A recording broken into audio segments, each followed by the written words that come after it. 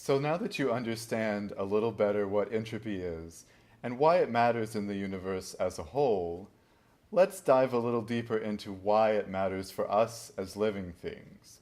As I mentioned before, entropy explains why chemical processes in our body happen the way they do. So it's fundamental to biology.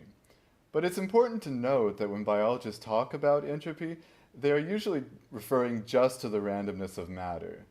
To encompass the whole spread of matter and energy, we invented the concept of Gibbs free energy, which is just a number that can be calculated for the before and after of any process, on any scale, based on whether a process organizes or disperses matter and energy. The exact formula for free energy change isn't that important. The big idea here is that processes that increase the free energy of the system happen spontaneously because they make the universe more random, and all others do not. This formula is what I was talking about before when I said that the principle of entropy explains why things happen. Every process that happens does so because it increases the free energy of the universe. In order for something that reduces the free energy to happen, it must be coupled to a process that offsets that decrease with an even bigger increase. It's kind of like how water can be pushed up a hill by the driving force of the even greater drop from the water tower behind it. That idea is super important to us as living things, because we are really organized. Our bodies are made up mostly of atoms that you can find a lot of in our atmosphere and oceans. But those atoms are spread out randomly, grouped mostly in little molecules of 2 or 3. Whereas our atoms are organized into proteins and DNA and other molecules with precise arrangements of millions of atoms.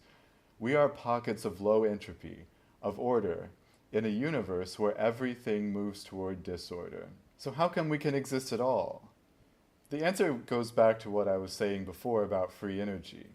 Our very organized bodies can come into existence as long as the local decrease in randomness is offset by a larger increase in the randomness of the universe overall. All of our chemical reactions either happen spontaneously, making things more random, or they are coupled to reactions that do.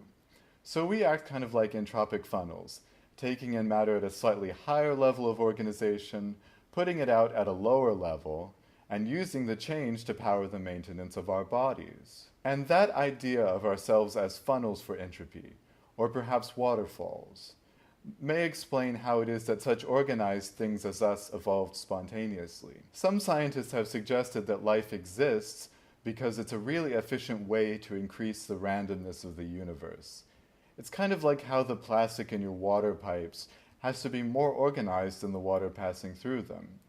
If the plastic started to melt, the system would break down, and water would stop flowing. Essentially what happens when we die. That idea really puts our existence in perspective. We are little pockets of order in a disorganized universe, caught in the precarious balance between needing to make the universe more random as a condition for all activity and not making it too random, lest we destroy ourselves in the process. Hi, I'm Timothy Lee, and I'm a senior majoring in molecular biology at Eckerd College. If you like this video, please check out the other videos on the channel.